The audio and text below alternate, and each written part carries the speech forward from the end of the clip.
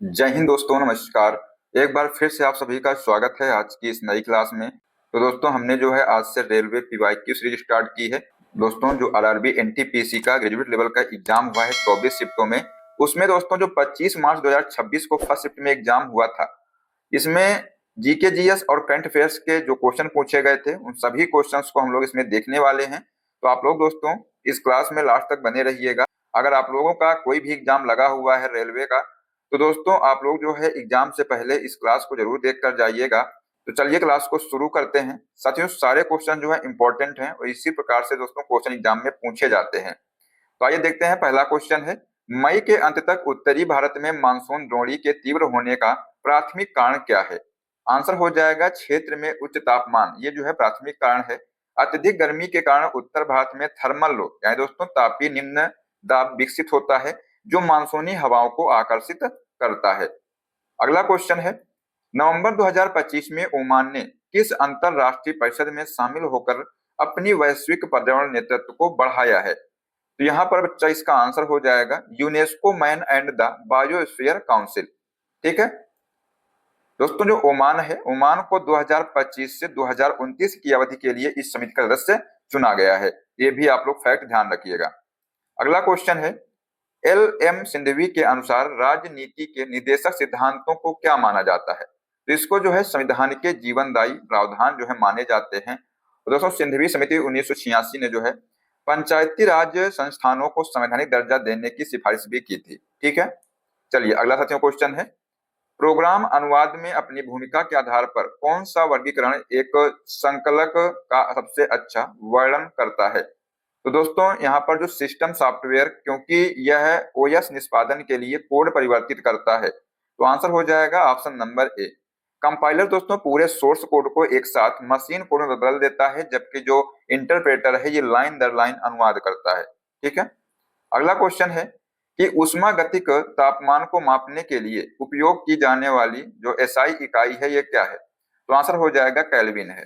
ठीक है दोस्तों, यहाँ पर ध्यान रखिएगा, जो 0 डिग्री केल्विन है, 0 डिग्री दोस्तों जो केल्विन है, ये परम शून्य ताप कहा जाता है इसको। ठीक है, और दोस्तों जो कि 273.15 डिग्री सेल्सियस के बराबर होता है। ठीक है, तो ये आप लोग यहाँ पर ध्यान रखिएगा।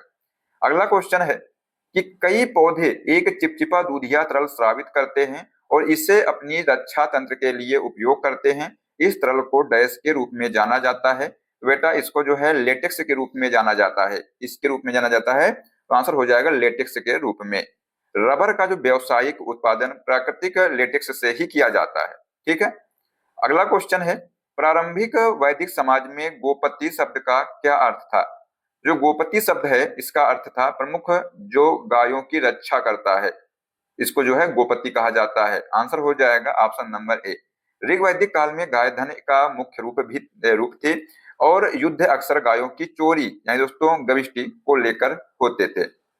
अगला क्वेश्चन है, अक्टूबर 2025 में 47वां आसियान शिखर सम्मेलन मुख्य रूप से निम्नलिखित में से किस मुद्दे पर केंद्रित था? आंसर हो जाएगा समावेशिता और स्थिरता पर दोस्तों ये जो है केंद्रित था।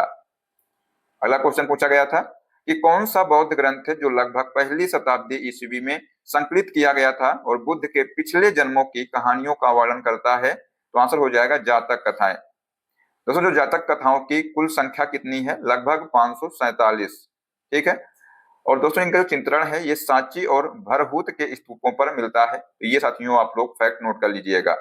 इसका दोस्तों जो चित्रण है कहाँ मिलता है? तो सांची और भरहूत के स्तूपों पर मिलता है। अगला क्वेश्चन है कि भारत में चाय की खेती मुख्य रूप से निम्नलिखित में से किस क्षेत्र में केंद्रित है? तो आंसर हो जाएगा उत्तर पूर्वी पहाड़ियां। ठीक है दोस्तों, जो असम भारत का सबसे बड़ा चाय उत्पादक राज्य है, जहां देश की कुल चाय का लगभग 50% से अधिक उत्पादन होता है। कहां पर? तो असम में होता है। ठीक है, अगला क्वेश्चन है बच्चा, पूछा गया है कि पंडित हरि प्रसाद चौरसिया को 1992 में भारतीय संगीत में उनके योगदान के लिए कौन सा पुरस्कार मिला है? आंसर हो जाएगा पद्म भूषण। दोस्तों पंडित हरि प्रसाद चौरसिया हैं, एक विश्व प्रसिद्ध बांसुरी वादक थे। ये भी जो है एग्जाम में आ सकता है। ठीक है, उन्हें बाद में साल 2000 में पद्म विभूषण से भी सम्मानित किया गया था। अगला क्वेश्चन है कि किस मुगल दरबारी इतिहासकार ने अकबरनामा लिखा जो सम्राट अकबर के शासनकाल का आधिकारिक इतिहास है? तो दोस्तों आंसर हो जाएगा अबुल फजल। दोस्तों जो अकबरनामा है ये 3 भागों में विभाजित है, इसमें से जो तीसरा भाग है इसको दोस्तों आईने अकबरी कहा जाता है। ठीक है, नेक्स्ट क्वेश्चन है 1990-91 के भुगतान संतुलन संकट के दौरान भारत का विदेशी मुद्रा भंडार केवल कितने समय तक आयात को वित्त पोषित करने के लिए पर्याप्त था? तो आंसर हो जाएगा 2 सप्ताह। इसी संकट के कारण दोस्तों भारत को अपनी अर्थव्यवस्था को उदारीकृत करना पड़ा। ठीक है, अगला क्वेश्चन है कि वह घटना जिसे डैश कहा जाता है तब होती है जब प्रकाश एक पारदर्शी माध्यम से दूसरे में गुजरता है। दोस्तों इसको जो है अपवर्तन कहा जाता है। क्या कहते हैं? इसको जो है अपवर्तन कहा जाता है। दोस्तों अपवर्तन के कारण ही पानी में जो डूबी हुई टेढ़ी जो छड़ होती है दिखाई देती है। मतलब दोस्तों जो पानी में डूबी हुई छड़ है ये टेढ़ी दिखाई देती है, और दोस्तों जो तारे हैं टिमटिमाते हुए प्रतीत होते हैं। किस कारण से? अपवर्तन के कारण से। तो ये भी जो है एग्जाम में क्वेश्चन आ सकता है। अगला क्वेश्चन है कि यूरोप से पूरे समुद्री मार्ग की खोज के बाद वास्को डी गामा भारत में सबसे पहले निम्नलिखित में से किस शहर में पहुंचे थे? तो दोस्तों जो है कालीकट पहुंचा था। और साथियों ध्यान रखिएगा जो वास्को डी गामा है ये कब आया था कालीकट? तो 1498 में दोस्तों ये जो है कालीकट केरल के तट पर उतरा था, जहां राजा जमोरियन ने उसका स्वागत किया था। इसने स्वागत किया था, तो राजा जमोरियन ने उसका जो है वहां पर स्वागत किया था। ठीक है, अगला क्वेश्चन है कि ASCII के बारे में निम्नलिखित में से कौन सा कथन सही है? तो ये दोस्तों ASCII जो है ये न्यूमेरिक कोड का उपयोग करके अक्षरों का प्रतिनिधित्व करता है। और साथियों जो ASCII है इसका पूर्ण रूप क्या होता है? तो American standard code for information interchange, ये दोस्तों इसका पूर्ण रूप होता है। एग्जाम में ये भी कई बार पूछा गया है। ठीक है, अगला क्वेश्चन है कि पृथ्वी के अंदर लगभग कितनी गहराई पर मेंटल और कोर के बीच की सीमा स्थित है? तो दोस्तों ये जो है 2900 किलोमीटर। तथा जो मेटल और कोर के बीच की इस सीमा को गुटेनबर्ग असंबद्धता कहा जाता है। ये भी आप लोग पॉइंट नोट कर लीजिएगा। अगला क्वेश्चन है मेरे साथी, पूछा गया है कि भारत में ब्लू वाटर पॉलिसी को लागू करने वाला पहला पुर्तगाली गवर्नर जनरल या गवर्नर कौन था? तो दोस्तों जो पुर्तगाली गवर्नर था फ्रांसिस्को डी अल्मेडा, इसने जो है भारत में सबसे पहले ब्लू वाटर पॉलिसी लागू किया था। और दोस्तों इस नीति का जो मुख्य उद्देश्य था हिंद महासागर पर पुर्तगाली नौसेना का प्रभुत्व स्थापित करना था। अगला क्वेश्चन है भीमबेटका पुरापाषाण जो स्थल है ये भारत की किस नदी घाटी के पास स्थित है? साथियों ये जो है नर्मदा नदी घाटी के पास स्थित है। और जो भीमबेटका की गुफाएं हैं कहाँ पर स्थित हैं? तो ये जो है मध्य प्रदेश में स्थित है। ठीक है, और अपनी प्रागैतिहासिक शैल चित्रकला के लिए प्रसिद्ध है ये। अगला क्वेश्चन है 97वें संविधान संशोधन ने निम्नलिखित में से किससे संवैधानिक दर्जा प्रदान किया है? तो आंसर हो जाएगा सहकारी समितियां। और दोस्तों इस संशोधन ने 2011 द्वारा जो है भाग 9B जोड़ा गया और अनुच्छेद 19(1)C में सहकारी समितियां शब्द शामिल किया गया। अगर दोस्तों आपसे पूछ लिया जाए कि इसमें दोस्तों कौन सा भाग जोड़ा गया था, तो आंसर हो जाएगा भाग 9B जोड़ा गया था। ठीक है, अगला क्वेश्चन है कि 1991-92 से 1998-99 के दौरान औद्योगिक उत्पादन सूचकांक के अनुसार किस औद्योगिक क्षेत्र में औसत वार्षिक वृद्धि में स्पष्ट गिरावट देखी गई है? आंसर हो जाएगा खनन और उत्खनन में। औद्योगिक उत्पादन सूचकांक का जो आधार है वर्ष वर्तमान में 2011-12 है, जो औद्योगिक विकास की गति को मापता है। अगला क्वेश्चन है कि निम्नलिखित में से कौन सा भारत के एक छोटे औद्योगिक क्षेत्र का उदाहरण है? तो बेटा यहाँ पर आंसर हो जाएगा जो ब्रह्मपुत्र घाटी है, ये जो है एक छोटे औद्योगिक क्षेत्र का उदाहरण है। ठीक है, ब्रह्मपुत्र घाटी क्षेत्र मुख्य रूप से चाय और तेल शोधन जैसे कि डिगबोई पर जो है आधारित एक छोटा औद्योगिक बेल्ट है। नेक्स्ट क्वेश्चन है किसी वस्तु की कुल यांत्रिक ऊर्जा किन 2 प्रकार की ऊर्जाओं से मिलकर बनती है? तो साथियों ये जो है स्थितिज ऊर्जा और गतिज ऊर्जा से मिलकर के बनती है। और साथियों जो यांत्रिक ऊर्जा है, यांत्रिक ऊर्जा का संरक्षण नियम कहता है कि बाहरी बल की अनुपस्थिति में कुल ऊर्जा नियत रहती है। ठीक है, ये जो है यांत्रिक ऊर्जा का संरक्षण नियम कहता है। ठीक है, अगला क्वेश्चन है कि जीएसटी परिषद का जो निर्णय लेने की प्रक्रिया में केंद्र सरकार और राज्य सरकारों के बीच मतदान शक्ति कैसे वितरित की जाती है? तो दोस्तों ये जो है केंद्र में जो है 1/3 और राज्य में दोस्तों 2/3। ठीक है, किसी भी निर्णय को दोस्तों पारित करने के लिए कुल उपस्थित सदस्यों के 75% बहुमत की आवश्यकता होती है। तो आंसर हो जाएगा बेटा यहाँ पर ऑप्शन नंबर डी। अगला क्वेश्चन है कि निम्नलिखित कथनों पर विचार करें। अनुच्छेद 13 और पूर्व संवैधानिक और उत्तर संवैधानिक दोनों कानूनों की न्यायिक समीक्षा का प्रावधान करता है। सही है ये। अनुच्छेद 13 घोषित करता है कि मौलिक अधिकारों के साथ असंगत या उनका अपमान करने वाले सभी कानून शून्य और अमान्य होंगे। तो ये भी दोस्तों सही है। आंसर हो जाएगा यहाँ पर ऑप्शन नंबर डी। 1 और 2 जो है दोनों सही है। दोस्तों अनुच्छेद 13 न्यायपालिका को मौलिक अधिकारों के उल्लंघन की स्थिति में किसी भी कानून की समीक्षा करने की शक्ति देता है।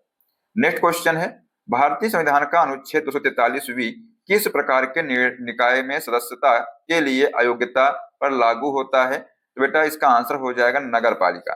ठीक है। अनुच्छेद 243 नगर पालिकाओं के सदस्यों के लिए अयोग्यता के मानदंडों को परिभाषित करता है।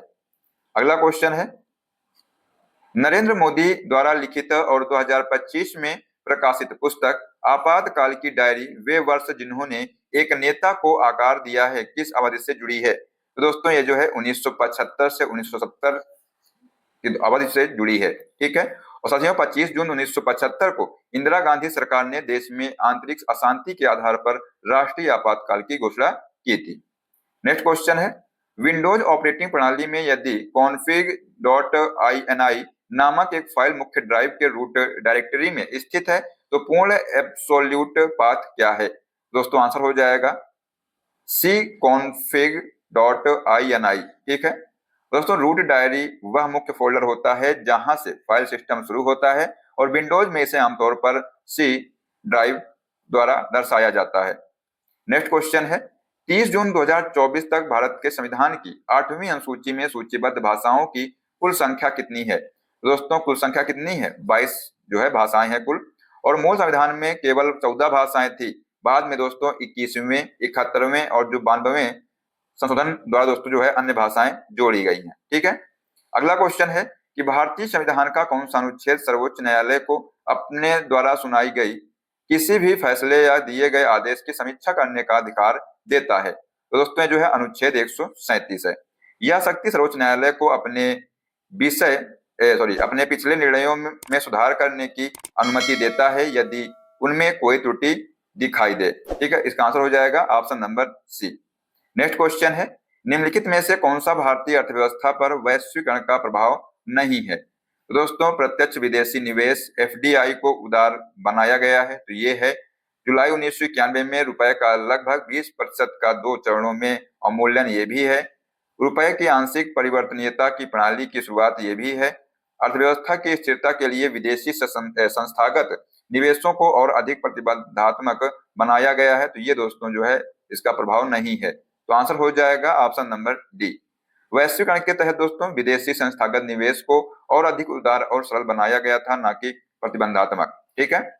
अगला क्वेश्चन है कि 2025 में किस राज्य सरकार ने बन्नेरघट्टा राष्ट्रीय उद्यान के चारों ओर एक नया पारिस्थितिक रूप से संवेदनशील क्षेत्र बनाने की घोषणा की है? दोस्तों ये जो है कर्नाटक राज्य ने। साथियों जो बन्नेरघट्टा राष्ट्रीय उद्यान है ये कहाँ पर है? बेंगलुरु में है। और दोस्तों यह जो है अपनी जैविक विविधता और टाइगर सफारी के लिए प्रसिद्ध है।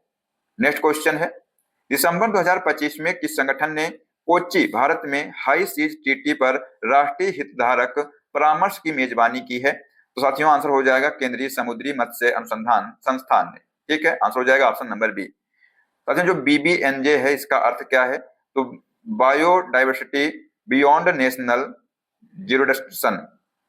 इसका दोस्तों उद्देश्य है कि अंतरराष्ट्रीय समुद्री सीमाओं में जैव विविधता की रक्षा करना। ठीक है। इसका आंसर हो जाएगा ऑप्शन नंबर बी।